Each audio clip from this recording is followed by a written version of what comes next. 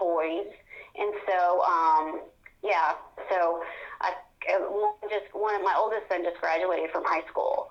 Oh, wow. And, yeah, so yeah, and so we talk about a lot of stuff around my house like this, and they my youngest son is taking a class right now on American history through Veritas Press, and it's really good. It goes into quite a bit of detail about the founding, and there's some really good books that go with it. And I think that that's one reason why I'm writing books, is to try to reach out to the American people and say, hey, in case you didn't remember, here's some great stories about your founding, and that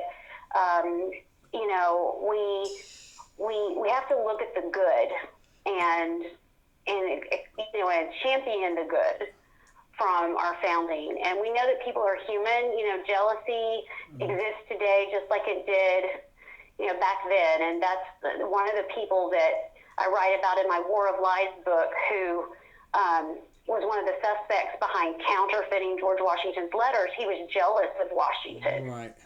The jealousy hasn't changed, right? I think some of what we've seen the past few years, there's some jealousy behind it, is a motive behind some of it. And the human heart doesn't change. Technology changes, but the human heart does not change. Are you in a red city? Are you in a red state? What state are you in? No, I'm in Virginia. Oh, you're in Virginia. And I guess I am in a red state now, but for the most of the time that I've lived here, it's been a blue state. And so only recently switched back. Right, Glenn Youngkin. Yeah, I know Glenn Youngkin is great. So is Winsome Sears too as well. You have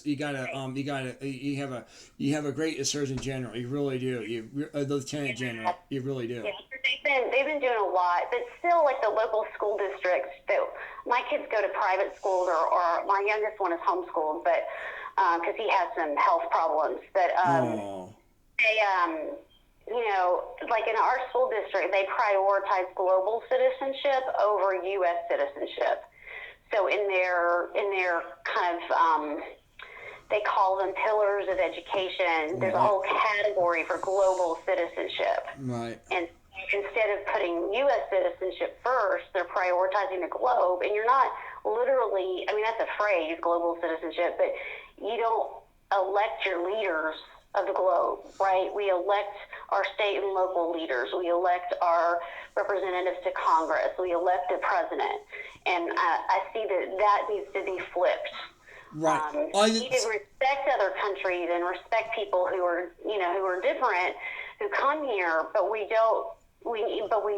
our allegiance is really to our sovereignty as the United States of America. Right, and since your son graduated high school, are you going to send him to Hillsdale College, by the way? Good question. No, he doesn't like the cold weather. Okay. Hillsdale is in Michigan. He's going to go to a Christian school in Southern Virginia. And so we're good about where he's going and feel good about it. And because we actually in our area we have Northwest Christian College too as well, and that's almost like Hillsdale College. We have Hillsdale College down in the closest one in our area is in Nevada, by the way. The closest Hillsdale College on the West Coast is in Nevada. I see. Yeah. So. And there may be a campus of Hillsdale nearer to me, but I kind of think the main campus, Michigan's, maybe the closest for at least undergraduate. But yeah, Hillsdale does a good job of explaining. They have these classes that they offer anyone who wants to take them on the Constitution, and they got free. They do have if they go online during before they go back to school, they have free online courses you guys can take. Anybody can take it. Doesn't matter the age group. They have it. I've done it. You've done it. Yeah. What have you taken? I have taken. It's constitutional law, by the way. That's why I study. There's the same kind of class that they taught at Harvard that that Senator Ted Cruz took as well. And I took the same teacher that Senator Ted Cruz has at Hillsdale College. Oh, wow. That's really cool. Yeah. So the professor from Harvard is now at this particular professor that Senator Ted Cruz went to. That was in 2014. So that was 10 years ago. Okay, this is 10 years ago. I took a course that Rush Limbaugh talked about. That was 10 years ago. It was in 2000. That was in 2014, and now this is coming. Well, we're halfway through this year or so, but I call it 2014. I'm just going to call it that. So that's what. Yeah. Well, good. Yeah, the Constitution, there's a lot you can learn about it, and how they debated for several. It was not something they put together quickly. Constitutional law. They debated a lot of issues.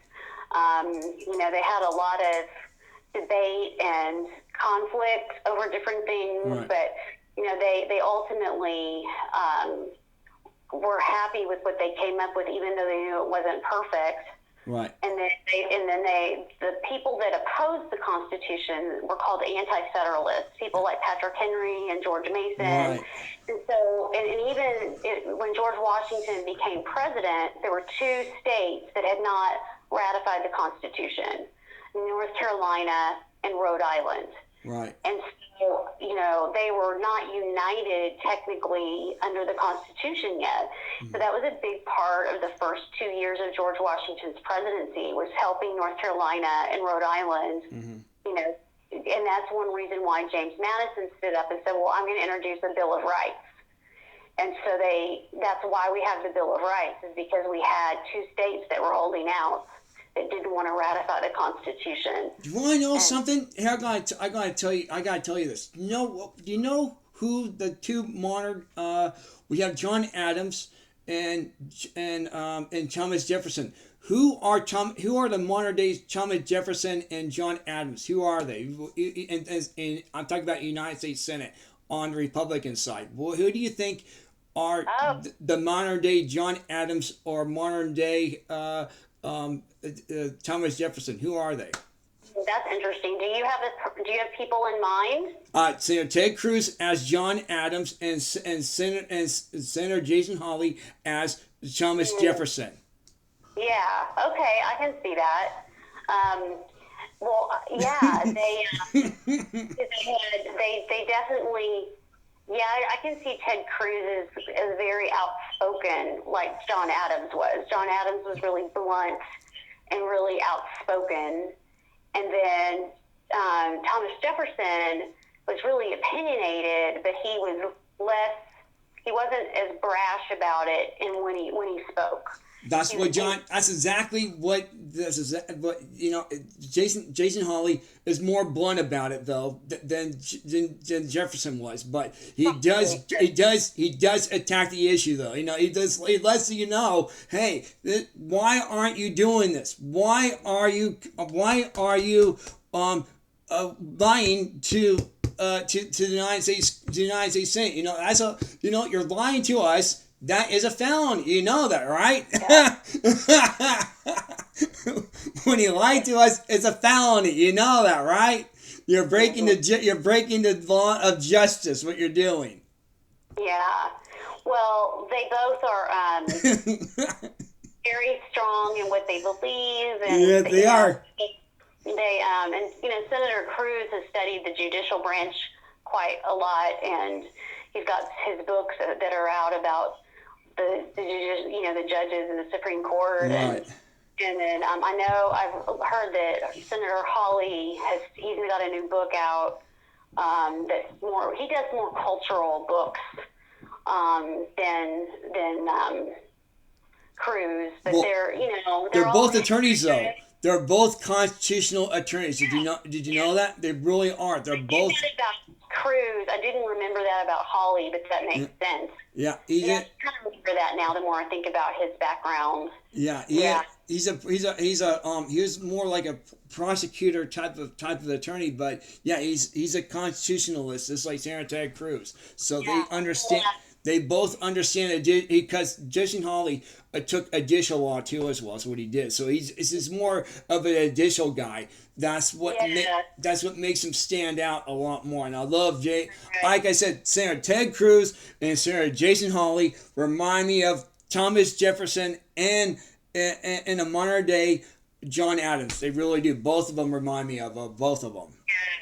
Well, I don't want to, as we kind of close up here, one of my, in my new book, First Fireworks for Independence, the main character is a little girl named Virginia, and she's 10 years old, and she asks her grandfather, her famous grandfather, who launched the first fireworks for independence. And then he tells her the story. But when you see her grandfather, you see the back of him. You don't see the front of him. Mm-hmm. So part of the book, the beginning of the book asks if you can guess who Virginia's grandfather was. And so I keep it a secret until the end of the book. And then I tell you that it's one of the founding fathers. And so I use that to help tell the story of First Fireworks. That's cool. So we'll keep it a secret, but it's a way to kind of make it a little bit intriguing, to read the book and try to guess who her grandfather was. And tell us the name of the book again and where you can get the book at. Let us know where you can get the book.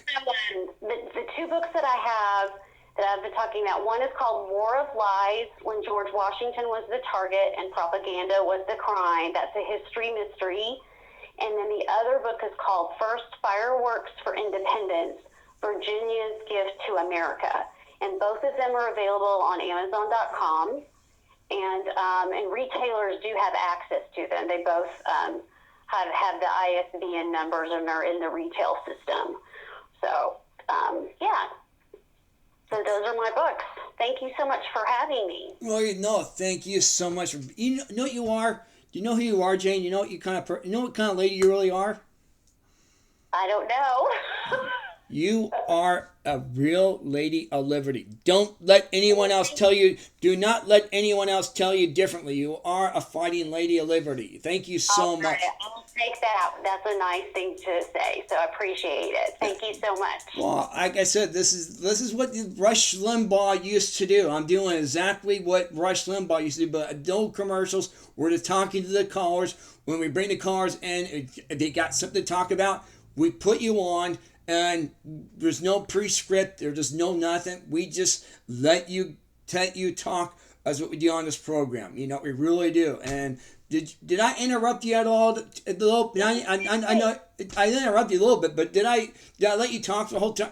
I didn't. Yeah, you did. I think it was a great conversation. So thank you very much. I don't do what Sean Hannity does. Interrupt the guests all the time. Did I do that? I don't think so. There you go. I didn't notice that. You see? But you're right, Hannity does do that a lot. Some of it's time. Sometimes some of it's a timing thing. But, yeah. Well, I appreciate it. Thank you very much. This is called being respectful. This is called honoring the guests. This is called being politeful. This is called, this is called kindness. And you have to do it because all lives matter. I can't believe this. Now we got, remember BLM now? Now we got black hair matters now. Can you believe this? I'm not kidding you. This country's gone upside down now. It really has. Yeah. Well, and, we have, being respectful of all people is the way I think America has evolved. And, we don't need to divide ourselves. We got to figure out how to unite ourselves. Right. So, we really do. Well, thank you. I need to run, but I appreciate it. Anytime you want to come on my program, let us know. We'll have you back anytime you want to come back. We're not going to. All right. I appreciate that. Thank you so much. You have an open invitation anytime. Just let us know. Email us the same way you did before and let us know. So thank you so much. Thank you. You have a good afternoon. You take care. Thank you, Jane. All right. Bye-bye. Bye-bye.